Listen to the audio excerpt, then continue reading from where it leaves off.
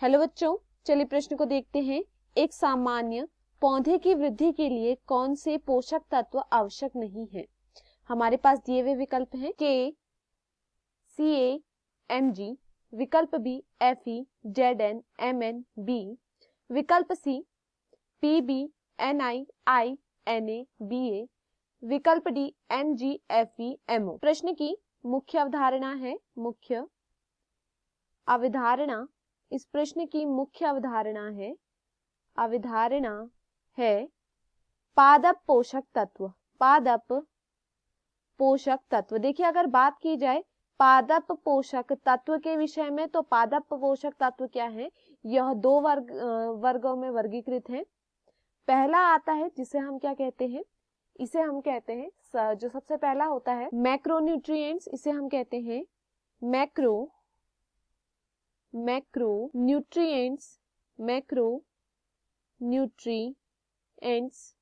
Macronutrients.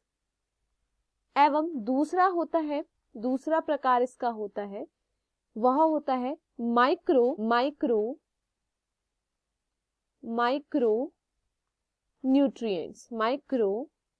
Nutrients. अब देखिए अगर हम बात करें यहाँ पर मैक्रोन्यूट्रिएंट्स के विषय में एवं माइक्रोन्यूट्रिएंट्स के विषय में, तो देखिए मैक्रोन्यूट्रिएंट्स के विषय में बात करें तो यहाँ पर क्या होते हैं? यहाँ पर आते हैं 9 पोषक तत्व यहाँ पर आते हैं मैक्रोन्यूट्रिएंट्स में, और माइक्रो में कितने आते हैं? यहाँ पर आते हैं 8।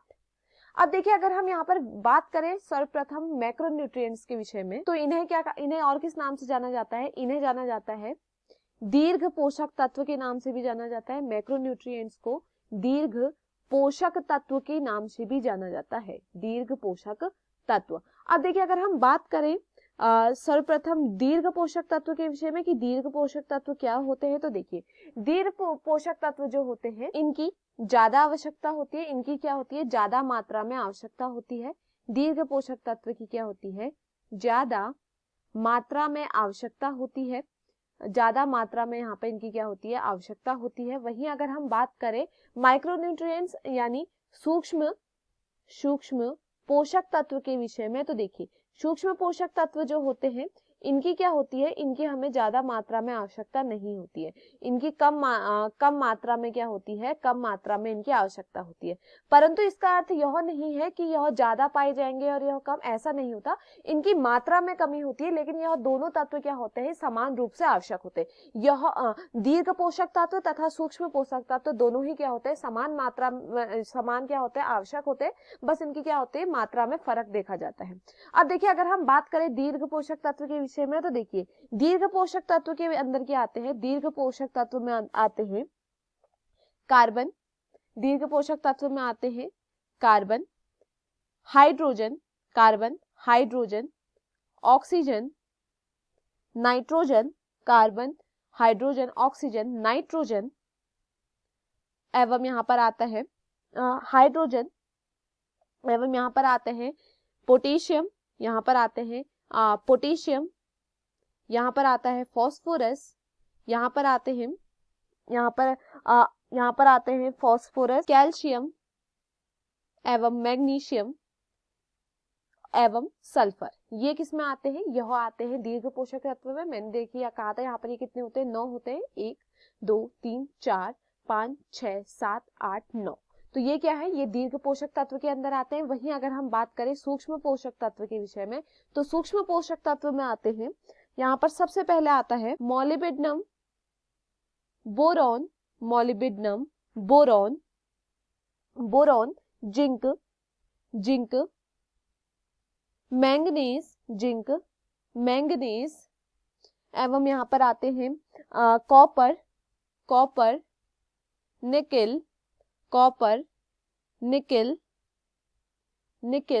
एवं यहाँ पर आती है क्लोरीन एवं आयरन। ये किस में आते हैं? यह दीर्घ पोषक तत्व में आते हैं। देखिए ये कितने होते हैं? 8 होते हैं। 1 2 3 4 5 6 7 8। तो ये किस में आते हैं? ये सूक्ष्म पोषक तत्व में आते हैं। तो देखिए ये क्या है? दीर्घ पोषक तत्व एवं सूक्ष्म पोषक तत्व है। अब देखिए प्रश्न में क्या पूछा गया है? एक सामान्य पौधे की वृद्धि के लिए कौन से पोषक तत्व आवश्यक है? तो देखिए यह दोनों ही क्या है? समान रूप से आवश्यक होते हैं। तो देखिए विकल्प ए दिया गया है हमें विकल्प ए दिया गया है यहाँ पर हमें, यहाँ पर दिया गया है पोटेशियम, कैल्शियम एवं मैग्नीशियम, तो ये यहाँ पर क्या है, यह यहाँ पर गलत होता है हमसे, क्योंकि पूछा गया आवश्यक नहीं है।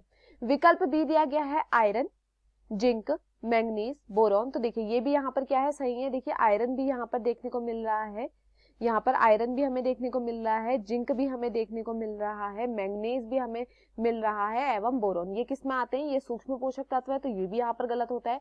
विकल्प भी दिया गया है लेड, तो लेड देखिए कभी भी आवश्यक पोषक तत्व में नहीं आता है, तो ये यहाँ पर क्या होता है, सही होता है। विकल्प डी दिया गया है मैग्नीशियम, आयरन, मॉलिब्डेनम, तो ये भी यहाँ पर क्या होता है, गलत होता है। तो दिए हुए विकल्पों में हमारा सही विकल्प है विकल्प सी। मैं आशा करती हूँ आपको ये समझ में आया हो। धन्यवाद।